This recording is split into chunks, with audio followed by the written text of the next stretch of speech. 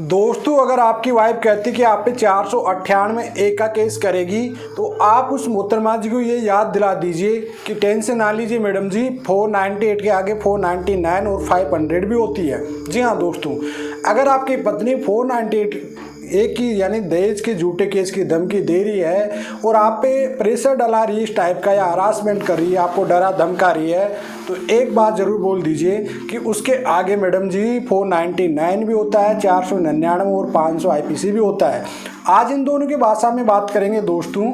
अगर कोई भी पत्नी आपके ऊपर 498 टाइप का केस करती है जो कि पूरी तरह से झूठा है, कोर्ट में आप बाई इज्जत बरी हो जाते हो, तो आप यूज़ कर सकते हो 499 एंड 500। जी हाँ दोस्तों, मानहानि का दावा, अपमानित करने का दावा। जी हाँ दोस्तों, 211 IPC भी आप यूज़ कर सकते हो उसमें, क्योंकि उसने झूठा कोर्ट का समय खराब किया, पुलिस को गुमराह किया, उस पर भी आप यूज़ कर सकते हो। उस पर क्रॉस केस में उस पर लागू कर सकते हो आप लोग उस पर कि इसने दो झूठा हरासमेंट किया हमको, 504, 506, 294 हरासमेंट जो भी हुआ आपके साथ, आपका जो भी हरासमेंट हुआ उसको आप मांग सकते हो। कई बार आप वकील से बात करोगे तो वकील ये कहते हैं आपको कि भाई ये तो क्या आप लोग बरी हो गए, भाई शुक्र मानो भगवान का। क्यों भाई शुक्र क्यों, आप गलती नहीं थे, शुक्र क्यों मानेंगे?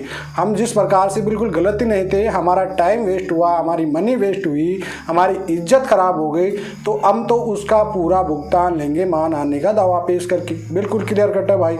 498 ने ईगो अहंकार में कर दिया, जब उसके पास कोई सबूत ही नहीं थे, किसी भी तरह का कोई सबूत नहीं था, फिर भी जानबूझ के उसने हरासमेंट करने के लिए, परेशान करने के लिए, टाइम वेस्ट करने के लिए, मनी वेस्ट करने के लिए आप पे 498 केस कर दिया।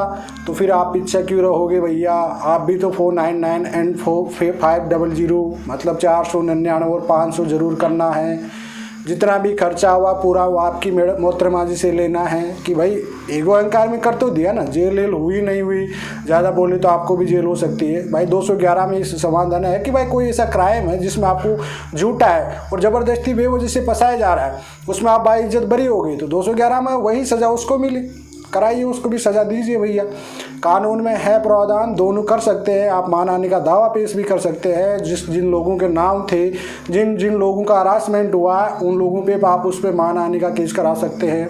आपका जैसे पैसों का लॉस हुआ है, आपका केस लड़े तो बिल्कुल बात है। सुप्रीम कोर्ट ये भी कह दिया अब तो, अगर 498 के केस कोई भी पत्नी क्रिमिनल टाइप का केस हस्बैंड में कर रही है तो उसमें बाई इज्जत आपको तलाक मिलेगा क्रूरटी बेस पे, ये भी मेंटलिटी हरासमेंट पे, आपको इससे भी कोई डरना नहीं है।